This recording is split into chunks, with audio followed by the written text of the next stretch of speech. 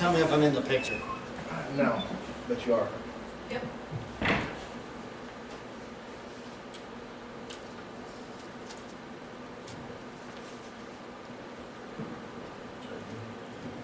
Like that man. Sorry, you didn't get it. And you'll see why when you come up here. It's fine if it's closed, as long as you have me. I got you. Go back. Just keep saying. So I started writing in Cleveland, writing poetry when I was 14, and did my first feature reading in Max Bax when I was, I started writing when I was 14, started reading at Max on Coventry when I was 15, did my first feature there when I was 16. Suzanne, unbelievable, we all love her, we all know who that is. Unbelievable, patron saint of poetry in Cleveland. Never ages, which is kind of weird. Haven't everybody thought that? I did. It's weird. Yeah. It's the same as she did when I knew her when I was 15, and I'm ancient. So it was great to be able to come back now. I haven't done a featured reading in Cleveland in more than 15 years. So whoever voted for me and isn't here, thank you. These words.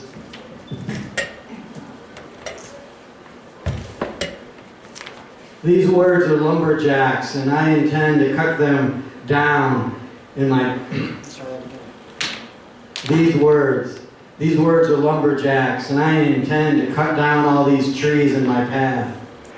These words are serial killers, and I intend to kill anyone who veers off the path. These words are a bag of marbles, and I intend to hold on to these childish things for as long as they preserve a path toward righteous indignation. We wish, stumble, and crash. We plot, scheme, and pray. We win, lose, and draw. These words are blanket reminders of what once was, long before God jumped ship and Christ was handed a raw deal.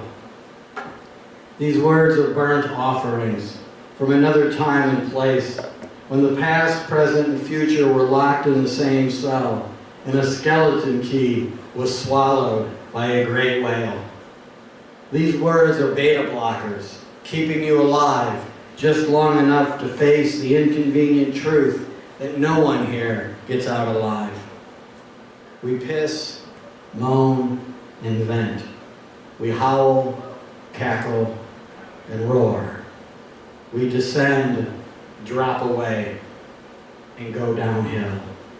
These words are stowaways, and I intend to make a break for it as soon as I find my sea legs.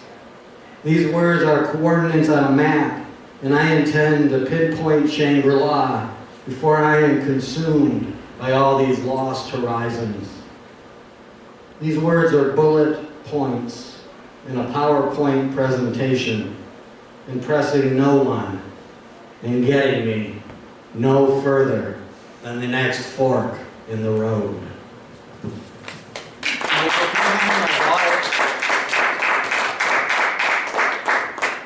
you very much. I want to thank Juliet, Daryl, Christina, Julie, and Michael, of course Terry, and Mahall's. This is entitled Say It Now. I'm losing my shit. It's running down my legs. Say it now, or forever hold your peace. And the poetry came to me like a thief in the night, and it saved me from myself, and for that, I'll be forever grateful. And the moon hangs in the empty sky, spinning its pulp fiction lies, as I await another surge of inspiration to kill me dead. I'm not talking about a physical death. I haven't been physical with anyone for so long, I'm not even sure I would know what to do. As I wrestle this existential crisis to its unforgiving, unrepentant conclusion, I swear I'm through blaming myself for not taking responsibility when a gun was placed against my temple and I was given the choice to either give up names or die a sniveling coward. We drive through the rain like a country song that's drunk itself into an early grave. We drive until the wheels fall off and burn gray. And that doesn't even do the trick, convincing us we've pushed ourselves quite far enough. I became lost in the folds of your poisonous chapbooks long before discovering myself captivated by their smelly sex and obscene gestures of self-gratification and self-hatred. And even that didn't help me to see you for who you really are. I want to say it now. But what if the poetry reveals nothing more than a cathedral full of sheepish believers praying on their rusty knees to God only knows who? I remember the first time I licked your finite pussy and how I did it without a roadmap or some other GPS device leading me to the X that surely marks the spot. I'm losing my shit, but I guess that's to be expected when I was never very good at making up for lost time or going to bed early enough so that I'm ready for a new day and a new way to finally absolve myself of all these ready-made sins.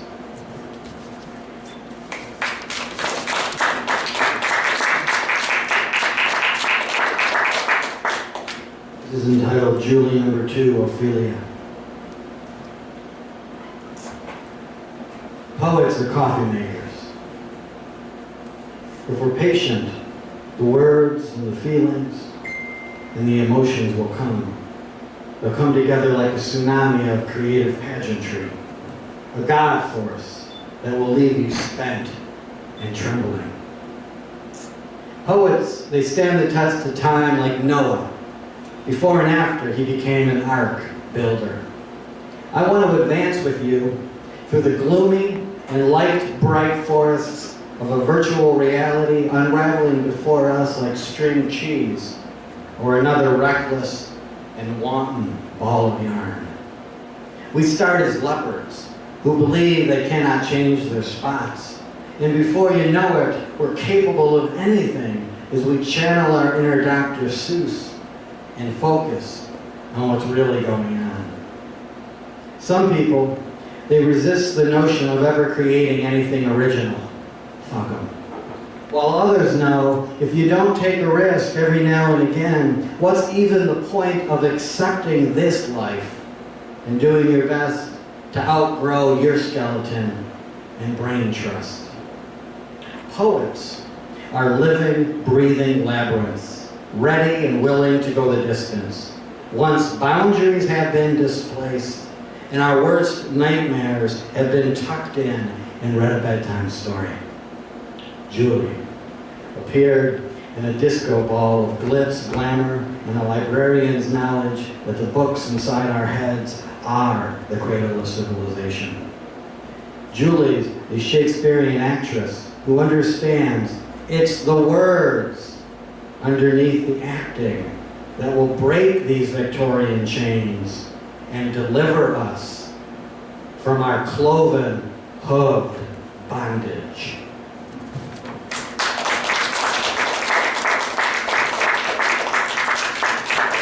When I went to Columbus, I met a guy named James Michael Shepard. He changed my life.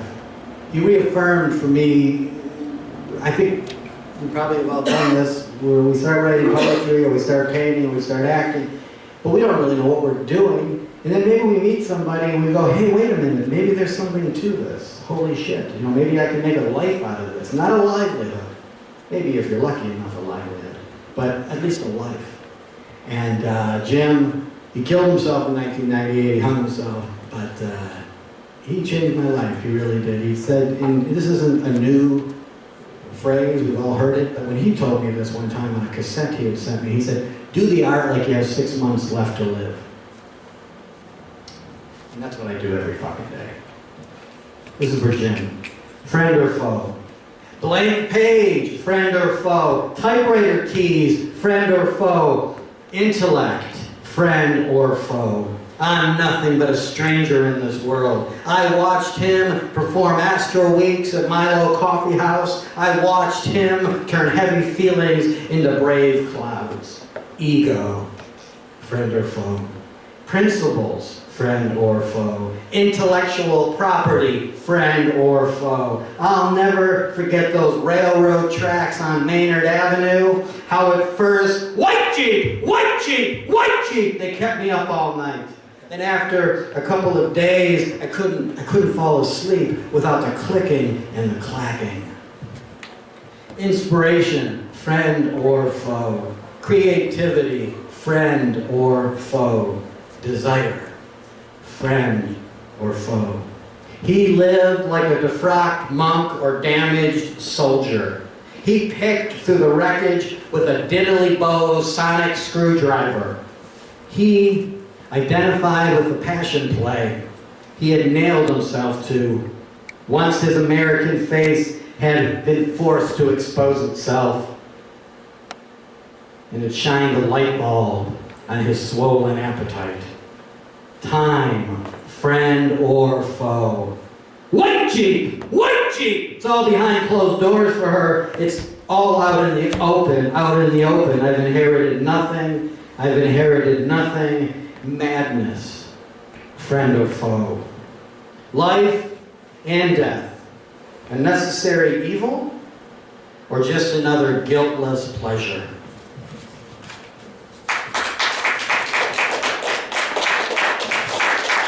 November 6, 2015, a box set was released. Greg knows what I'm talking about. And it's probably the best bootleg series I've ever heard and of Dylan's. And in 14 months, this man produced 3 records. You've probably heard of them. 14 months.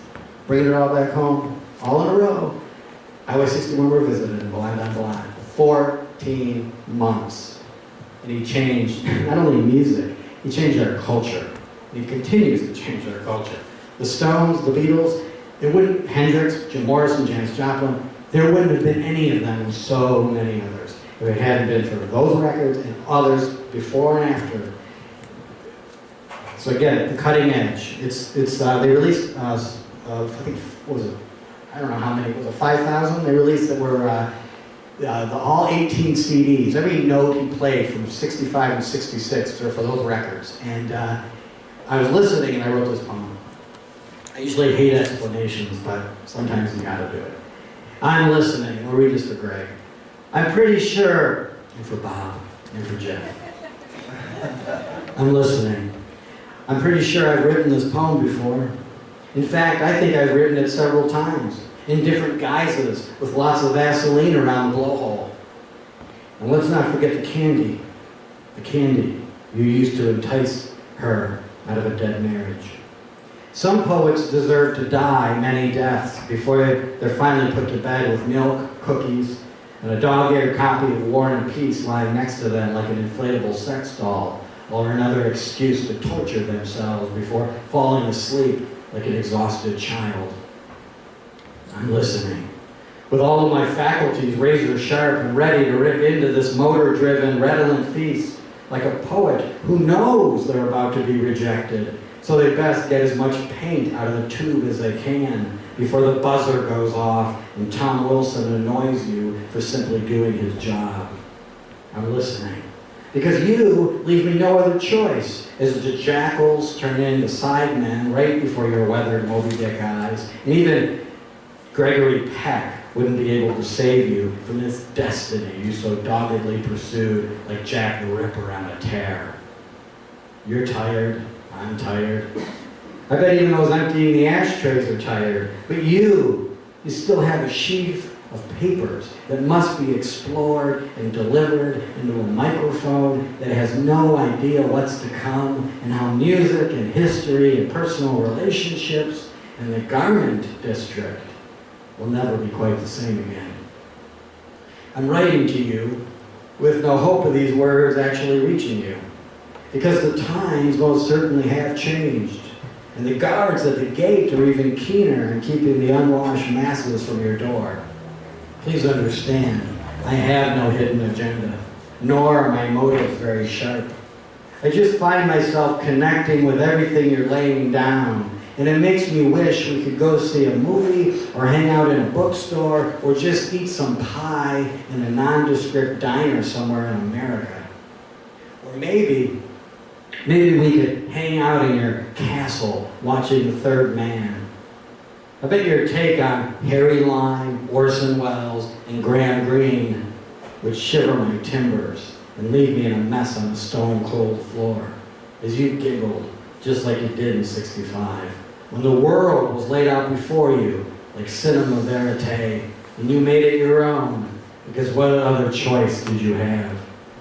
I'm pretty sure I've written these words before, but that's all right, because you get the point and understand that which is pointless is oftentimes a nightingale's code.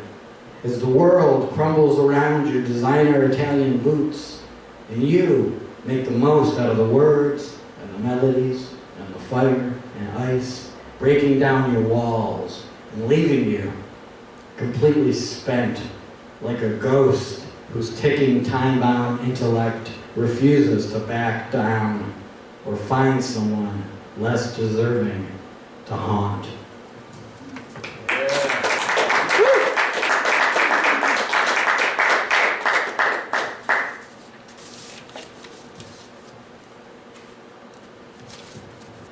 Disembark. We hug human husks. We hug tree trunks. We hug celestial bodies. Be a pioneer and go it alone. I dare you. Be a patron saint and make no mistakes. I double dog dare you. Be a purveyor of human souls and never forget someone else created you. I triple dog dare you. You're not James Brown. You're not James Bond. You're not Mother Teresa or Mahatma Gandhi. You're not the be-all and end-all of everything and everyone. We hug naked truths in our undiagnosed states of unseeing.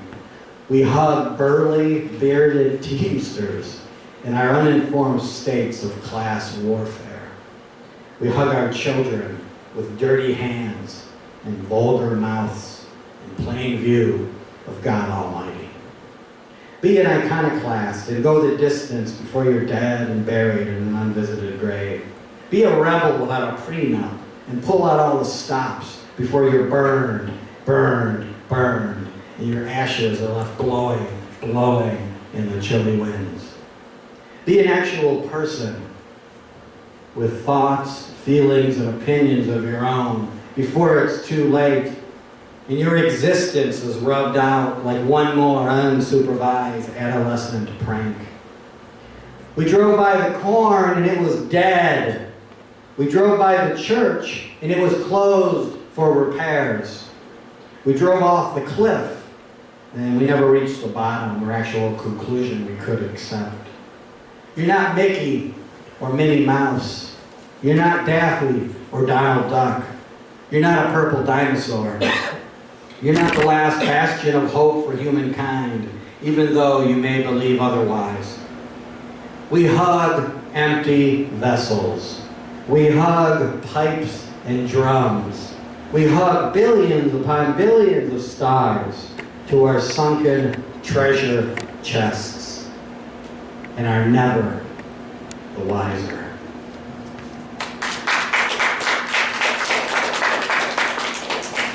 Now that we've disembarked, let's embark. Rip off the skin, not only the scab. Remove the person, not only the mask. Recover from life, not only the addiction. A grand piano needs to be climbed inside, not just tinkered with. Playing for time oftentimes only unwinds the clock. Play your greatest misses, not just your fucking hits. We pray for a miracle when everyday happenstance is a blessing all its own. We wish for shit until our hands are covered in it, and then we bitch about our dire circumstances. We travel many a mile believing there's dignity in distancing ourselves from the mothership, when all we're really doing is running in place, out of step and out of time. I'm not telling you anything you don't already know. Hell, I'm not even a writer. Just read my rejection slips. Keeping in mind, we're all born with a crossroads to ultimately face and then do away with. The writing was on the wall, and then it was tattooed on her back. And still, she was uninteresting and lacked any honest-to-God subtext. Break apart, not only attempting to hold everything together, but making an effort to become realized, and not just preconceived, pre-ejaculated, or predisposed. Break down, not only through the premise of this play on articulated words and whatnot. Chicken. Break down. Break from conventional wisdom. Finally understanding that the winds that tore you to shreds in Chicago are the very same winds that will someday put you back together again.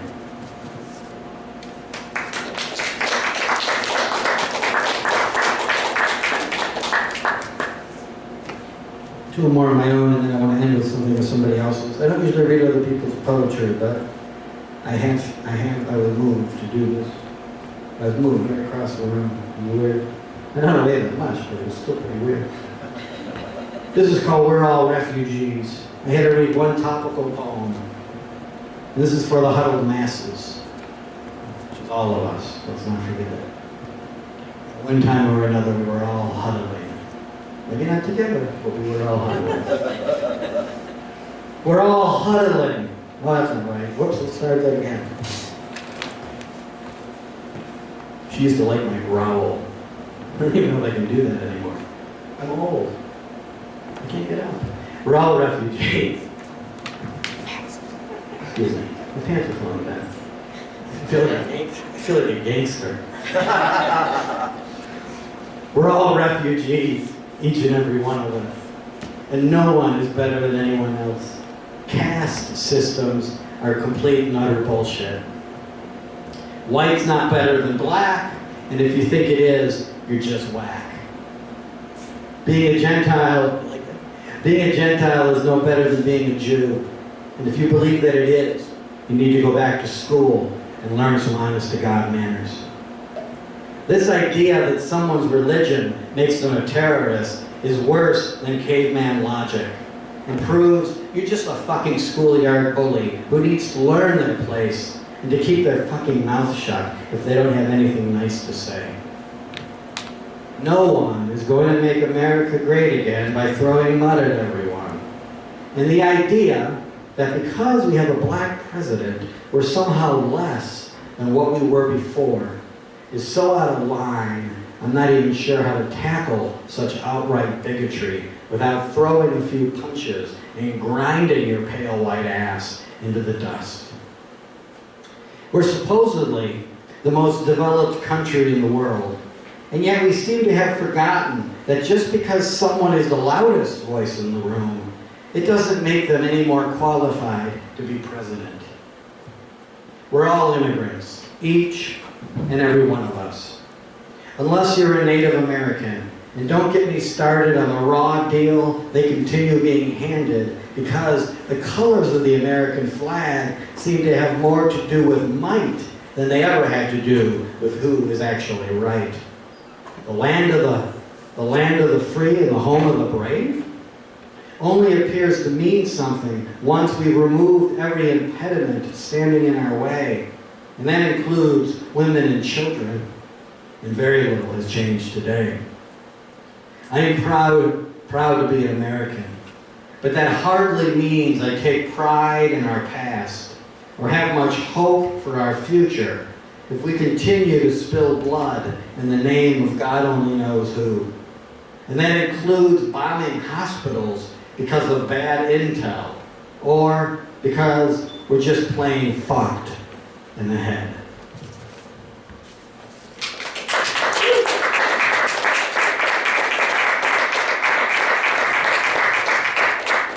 I was going to read this poem in the fetal position, but I really felt like I might be uncomfortable doing it. And I didn't know if after I read it in the fetal position, if Terry would be able to get me off the stage. It might just be a puddle. This is called Fetus. I am a fetus. I feel the tickle at the back of my throat.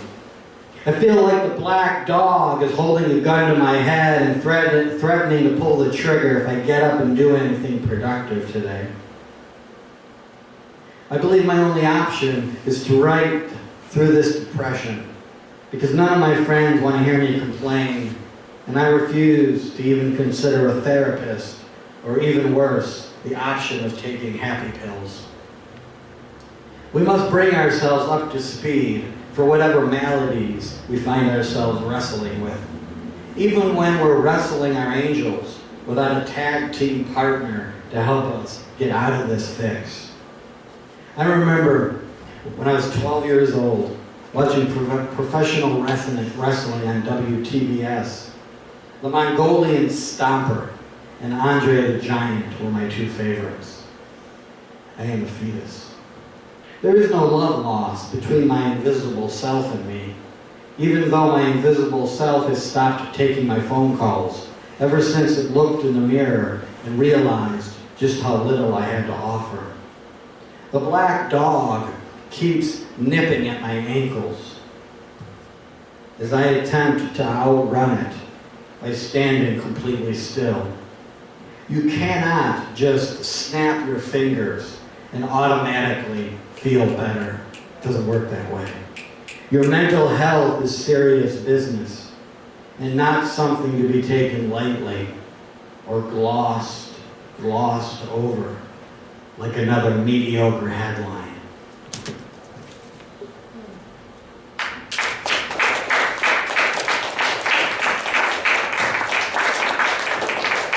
So, you probably heard, maybe you didn't, but Palestinian poet Ashraf Fayyad, he had been sentenced to death in Saudi Arabia, accused of renouncing Islam, a charge which he denies. And I'd like to read these poems. They appeared in his poetry collection, Instructions Within, which was published by the Beirut-based Dar al-Farabi in 2008, and later banned from distribution in Saudi Arabia. 1.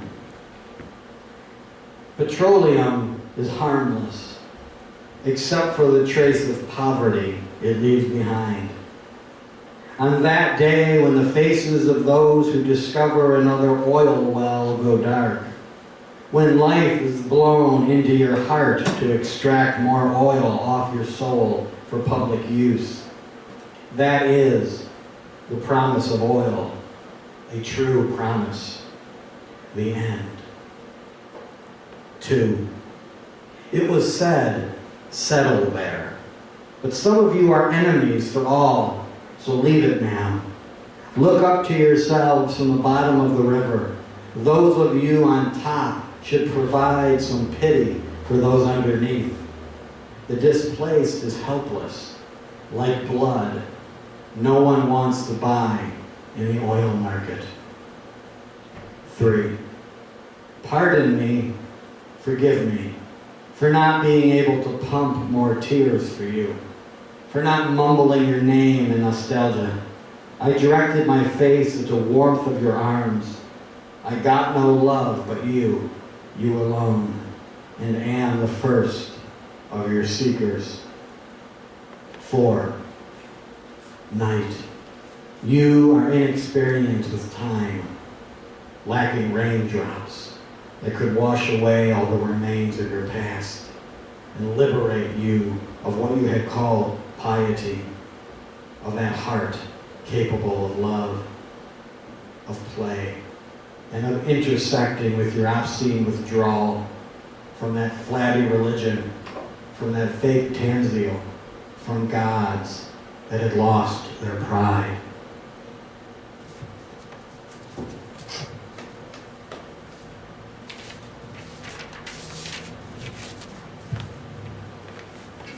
Five, you burp more than you used to, as the bars bless their visitors with recitations and seductive dancers. accompanied with the DJ, you recite your hallucinations and speak your praise for these bodies swinging to the verses of exile. 6.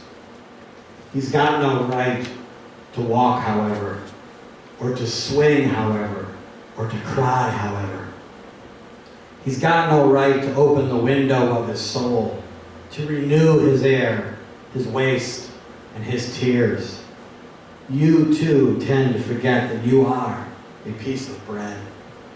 On the day of banishment, they stand naked, while you swim in the rusty pipes of sewage, barefoot. This could be healthy for the feet, but not for earth. 8. Prophets have retired, so do not wait for yours to come to you. And for you, the monitors bring their daily reports and get their high salaries. How important money is for a life of dignity. 9. My grandfather stands naked every day, without banishment, without divine creation. I have already been resuscitated without a godly blow in my image. I am the experience of hell on earth. Earth is the hell prepared for refugees. 10. Your mute blood will not speak up as long as you pride yourself in death. As long as you keep announcing secretly that you have put your soul at the hands of those who do not know much. Losing your soul will cost time, much longer than what it takes to calm your eyes that have cried tears of oil. Ashraf Fayad. Thank you so much. Thank you.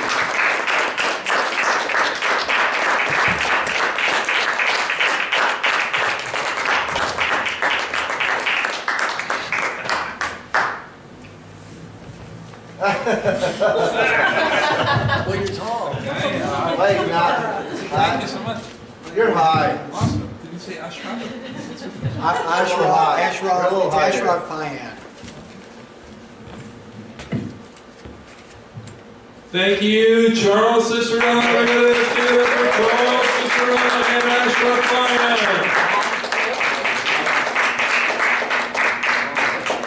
That was great, Charles. Thank you very much.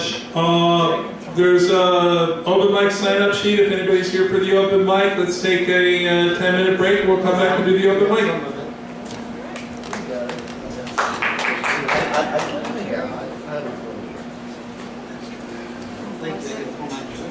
I recorded one.